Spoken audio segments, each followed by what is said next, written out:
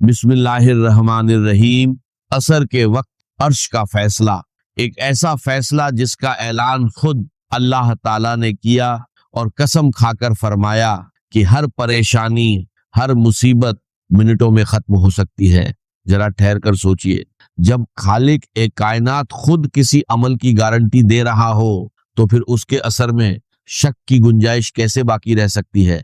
मोहतरम नाजरीन, आज हम आपको एक ऐसी तस्बीह के बारे में बताने जा रहे हैं जो आपकी जिंदगी के हर अंधेरे को रोशनी में बदल सकती है। वो तस्बीह जो परेशानियों के पहाड़ों को रेजा रेजा कर देती है। वो तस्बीह जिसके बारे में फरमाया गया कि जिस घर में इसे सिर्फ एक बार भी पढ़ लिया जाए उस घर से मुसीबतें, तंगदस्ती, बेचैनी और शैतानी असरात सब खत्म हो जाते हैं और दिलों में सुकून उतर आता है। और आज हम सिर्फ आपको वो तस्बीह ही नहीं बताएंगे बल्कि उसका सही तरीका भी बताएंगे ताकि असर के वक्त की तमाम बरकतें, रहमतें और इनामात आपको मुकम्मल तौर पर हासिल हो सके।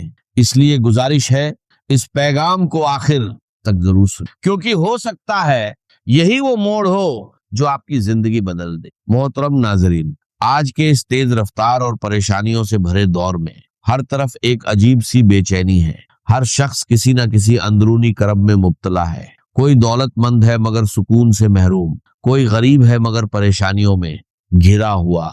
हुक्मरान हो या आम इंसान, हर जुबान पर एक ही शिकवा है, कारोबार में बरकत नहीं, घरों से सुकून उठ गया, रिश्ते टूट रहे हैं, औलाद नाफरमान हो रही है। क्या आपने कभी गौर किया कि ये सब क्यों हो रहा है? क्यों हमारा माशरा दिन ब दिन मसाइल के समंदर में डूबता जा रहा है? इसका जवाब ना किसी साइंसदान के पास है, ना किसी माहिर नफ्सियात के पास, बल्कि इसकी जड़ हमारी अपनी गफलत में छुपी हुई है। हम अपने खालिक, अपने मालिक, अपने रज्जाक अल्लाह रब्बुल इज्जत से दूर हो चुके हैं। हम दुनिया की आरजी दौलत, फानी लज्जतों और झूठी चमक दमक के पीछे इस कदर भाग रहे हैं कि हमने अपने दीन को अपनी अब्दी निजात के जरिए को पीछे छोड़ दिया है। और जब इंसान अपने मकसद ए तख्लीक को भूल जाता है तो फिर उस पर दुनियावी मुश्किलात के दरवाजे खोल दिए जाते हैं ताकि वो थक कर, टूट कर वापस अपने रब के दर पर आ जाए। ये एक अटल हकीकत है कि हम जितना कुरान के नूर से दूर होंगे, जितना अपने प्यारे नबी हजरत मोहम्मद सल्लल्लाहु अलैहि वसल्लम की सुन्नतों से दूर होंगे, उतना ही हम परेशानियों में गिरते चले जाएंगे, क्योंकि दिल का सुकून सिर्फ और बचादन में ही सिर्फ अल्लाह के जिक्र में है। लेकिन मोहतरम नाजरीन, यहाँ मायूस होने की बिल्कुल जरूरत नहीं है, क्योंकि हमारा रब कोई सख्त गिर नहीं, बल्कि वो तो निहायत रहम और करम करने वाला है। उसकी रहमत इतनी वसी है कि वो छोटी सी नेकी को भी कबूल कर लेता है और बड़े से बड़े गुनाहों को माफ कर देता है। वो अपने बंदों से 70 मानों से भी ज्यादा मोहब्बत करने वाला है। हर लम्हा हमें तौबा का मौका देने वाला है। जरा अल्लाह की रहमत की एक झलक देखिए जो हमें बुखारी शरीफ की एक मशहूर रवायत में मिलती है। बनी इसराइल की एक औरत जो गुनाहों में डूबी हुई थी, एक दिन सख्त गर्मी में सफर कर रही थी। रास्ते में उसने एक कुत्ते को देखा जो प्यास से तड़प रहा था, कीचड़ चाट रहा था। उस औरत के दिल में रहम जागा। उसने अपने चमड़े के मौजे में पानी भरकर उस कुत्ते को पिला दिया। दुनिया की नजर में ये एक छोटा सा अमल था, मगर अल्लाह रब्बुल इज्जत ने इस नेकी को इतना पसंद फरमाया कि उसी एक अमल के बदले उसके तमाम गुनाह माफ कर दिए। जरा सोचिए, अगर एक गुनाहगार औरत के एक छोटे से रहम के अमल को अल्लाह ने बख्शिश का जरिया बना दिया, तो अगर हम इंसानों पर रहम करें, अपने रिश्तों को जोड़ें और सबसे बढ़कर अपने रब से ताल्लुक मजबूत कर लें, तो हमारी जिंदगी में कितनी जल्दी बदलाव आ सकता है। और एक हदीस कुदसी में अल्लाह ताला फरमाते हैं, ए इब्ने आदम, अगर तू मेरे पास जमीन भरकर गुनाह लेकर आए मगर मेरे साथ किसी को शरीक ना किया हो, तो मैं तेरे पास उतनी ही मगफिरत लेकर आऊंगा। ये है हमारे रब की शान ए करबी, उसकी गफ्फारियत। वो तो सिर्फ हमारे एक कदम का इंतजार कर रहा है। اب جب ہم اپنے رب کی اس رحمت اور کرم کو سمجھ چکے ہیں تو یہ جاننا بھی ضروری ہے کہ اس سے تعلق کیسے جوڑا جائے، کیونکہ جیسے ہی یہ تعلق جڑتا ہے ہر پریشانی، ہر مصیبت خود بخود ختم ہونے لگتی ہے۔ اور اس تعلق کو جوڑنے کا سب سے پہلا، سب سے اہم ذریعہ 5 وقت کی نماز ہے، جو دین کی بنیاد ہے۔ یہ نماز ایمان کا ستون اور اس کا عملی ثبوت ہے۔ محترم ناظرین، اسلام کی روح عبادت اور ذکر الہی میں پوشیدہ ہے۔ تلاوت قرآن اور اللہ تعالیٰ کا ذکر، اس کی حمد اوسنا اور تسبیحات اللہ کے ذکر کی سب سے اعلیٰ صورتیں ہیں۔ کچھ لمحات ایسے ہوتے ہیں جو اللہ کے یہاں خاص فضیلت رکھتے ہیں، اور انہی میں سے ایک بابرکت وقت عصر کا وقت ہے۔ عصر کے وقت انسان پر سورج اپنی منزل کے آخری کنارے کی طرف بڑھ رہا ہوتا ہے، دنیا کی رونقیں مدھم پڑنے لگتی ہیں اور فضا میں ایک خاص خاموشی چھا جاتی ہے۔ یہی وہ لمحہ ہوتا ہے جب دلوں کے دروازے ذکر الہی کے لیے سب سے زیادہ نرم ہو جاتے ہیں۔ اسی ساتھ میں عرش کے فیصلے کے وقت جب کوئی بندہ اخلاص نیت کے ساتھ یہ تسبیح پڑھنا شروع کرتا ہے تو اس پر رحمت الہی کے دروازے کھلنے لگتے ہیں۔ اس کی ہر مصیبت، ہر مشکل منٹوں میں ختم ہونے لگتی، اس کے گرد فرشتے حصار قائم کر لیتے ہیں، وہ اللہ تعالیٰ کی حفاظت میں آ جاتا ہے اور شیطان اس کے قریب بھی نہیں آ سکتا۔ احادیث مبارکہ میں بار بار یہ بات بیان کی گئی ہے کہ اللہ کا ذکر اور تسبیحات نہ صرف بندے کے دل کو منور کرتے ہیں بلکہ اس کی تمام پریشانیاں اور مشکلات بھی دور کر دیتے۔ حضور اکرم صلی اللہ علیہ وسلم نے فرمایا، اپنے گھروں کو قبروں کی مانند نہ بناؤ بلکہ ان میں قرآن کی تلاوت، تسبیحات اور ذکر اذکار کیا کرو، کیونکہ وہ گھر جن میں یہ اعمال کیے جاتے ہیں اہل آسمان کے لیے ایسے چمکتے ہیں جیسے زمین والوں کے لیے آسمان کے ستارے۔ عصر کے وقت جب یہ تسبیح پڑھی جاتی ہے تو یہ وقت دعا کی قبولیت کا بھی ہوتا ہے، یہ عرش کے فیصلے کا وقت ہوتا ہے۔ اس گھڑی میں بندہ اللہ کے سب سے قریب ہوتا ہے، اس کی زبان سے نکلنے والا ہر کلمہ اللہ کے حضور خاص مقام رکھتا ہے۔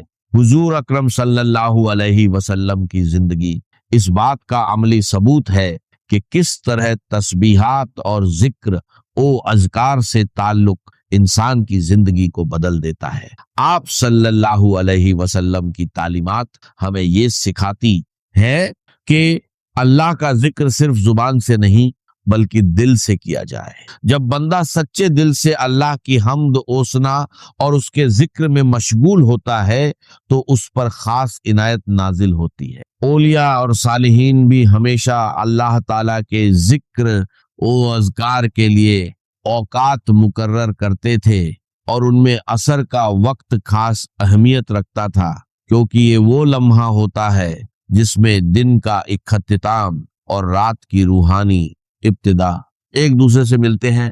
یہی عرش پر فیصلے کا وقت ہے۔ نماز عصر کی اہمیت اور فضیلت کے بارے میں حضور پاک صلی اللہ علیہ وسلم نے متعدد احادیث میں ارشادات فرمائے ہیں، جن میں نماز عصر کی حفاظت کی تاکید کی گئی ہے۔ رسول اللہ صلی اللہ علیہ وسلم نے فرمایا، جس نے عصر کی نماز چھوڑ دی اس کے اعمال ضائع ہو گئے۔ یہ حدیث اس بات کی واضح دلیل ہے کہ نماز عصر ایمان اور عمل کی بنیاد ہے۔ جو اس نماز کی پابندی کرتا ہے گویا وہ اپنے ایمان کی حفاظت کرتا ہے، اور جو اسے ترک کرتا ہے وہ اپنے نیک اعمال سے محروم ہو جاتا ہے۔ نماز عصر جنت کی ضمانت ہے۔ رسول اللہ صلی اللہ علیہ وسلم نے فرمایا، جو شخص فجر اور عصر کی نمازوں کی پابندی کرے گا وہ جنت میں داخل ہوگا۔ یہ حدیث واضح کرتی ہے کہ نماز عصر بندے اور اللہ کے درمیان ایک مضبوط عہد کی مانند ہے۔ جو بندہ فجر اور عصر کی پابندی کرتا ہے اس کے لیے جنت کی بشارت ہے، اور عصر کے وقت دعا کی قبولیت بھی ایک عظیم حقیقت ہے۔ रसूल अल्लाह सल्लल्लाहु अलैहि वसल्लम ने फरमाया, जुमा के दिन एक ऐसी घड़ी होती है कि अगर कोई मुसलमान बंदा उस वक्त नमाज में हो और अल्लाह से कुछ मांगे तो अल्लाह से पदरूद अल्लाह से अक्सल अल्लाहु अलैहि वसल्लम ने फरमाया अल्लाह ताला उसे जरूर अता करता है। सहाबा किराम रजी अल्लाहु अन्हुम ने अर्ज किया, या रसूल अल्लाह सल्लल्लाहु अलैहि वसल्लम, वो घड़ी कौन सी है? आप सल्लल्लाहु अलैहि वसल्लम ने फरमाया, वो असर के बाद का वक़्त है। ये हदीस हमें बताती है कि खुसूसन जुमा के दिन असर के बाद दुआ की कबूलियत का एक खास लम्हा होता है जिसमें मांगी गई दुआ रद्द नहीं की जाती, कबूलियत के खास लम्हात होते हैं। ये वक्त रूहानी तौर पर बेहद इंतहाई बाबरकत होता है। लिहाजा असर के बाद कुरान की तिलावत, जिक्र और दुआ का एहतिमाम करना कबूलियत का सबब बनता है। असर की नमाज फरिश्तों के गवाह होने का वक्त है। रसूलुल्लाह सल्लल्लाहु अलैहि वसल्लम ने फरमाया, तुम्हारे पास रात और दिन के फरिश्ते आते हैं और वो फज्र और असर के वक्त जमा होते। फिर जो फरिश्ते तुम्हारे पास रात गुजारते हैं वो ऊपर जाते हैं और अल्लाह ताला उनसे पूछता है, तुमने मेरे बंदों को किस हाल में छोड़ा? वो अर्ज करते हैं, हमने इन्हें नमाज पढ़ते हुए छोड़ा और नमाज पढ़ते हुए पाया। असर का वक्त वो मुबारक लम्हा है जब फरिश्ते बंदे के आमाल अल्लाह के हुजूर पेश करते हैं। जो शख्स इस वक्त इबादत, तिलावत या जिक्र में मशगूल होता है उसका हाल फरिश्ते अल्लाह के सामने बेहतरीन सूरत में पेश करते हैं। असर के बाद नेकियों की बरकत के बारे में रसूलुल्लाह सल्लल्लाहु अलैहि वसल्लम ने फरमाया, जो शख्स किसी नेक अमल पर दिन के इख्तिताम में कायम रहता है अल्लाह ताला उस पर अपनी रहमत नाजिल फरमाता है। असर का वक्त दिन के इख्तिताम का वक्त होता है, यानी दिन की मेहनतों, फैसलों और अमाल का निचोड़। अगर बंदा इस वक्त जिक्र ए इलाही, तिलावत या दुआ में मशगूल हो जाए तो गोया वो अपने दिन को खैर ओ बरकत के साथ मुकम्मल करता है। नमाज ए असर के वक्त यानी अर्श के फैसले के वक्त, इस तस्बीह को पढ़ने से न सिर्फ घरेलू मसाइल हल होने लगते हैं बल्कि रूहानी तौर पर इंसान के दिल पर सुकून और इत्मीनान नाजिल होता है। इस तस्बीह की खास बात यह है कि इसे पढ़ने वाला इंसान खुद भी अल्लाह की रहमतों के साए में आ जाता है और उसके इर्द गिर्द का माहौल भी नूरानी हो जाता है। ये तस्बीह दिलों की तंगी को कुशादगी में बदल देती है, मायूसी को उम्मीद में तब्दील कर देती है और इंसान के अमाल को ऐसा निखार देती है कि वो अल्लाह के खास नजर एकरम का मुस्तहिक बन जाता है। मोहतरम नाजरीन, जरा सोचिए कि आप नहीं चाहते कि आपकी तमाम मुश्किलात और परेशानियां दूर हो जाए? क्या आप नहीं चाहते कि आपके बच्चे नेक बने, आपके रिज़्क में बरकत हो, आपकी जिंदगी सुकून से भर जाए और आपका दिल हर वक्त अल्लाह के जिक्र से लबरेज रहे?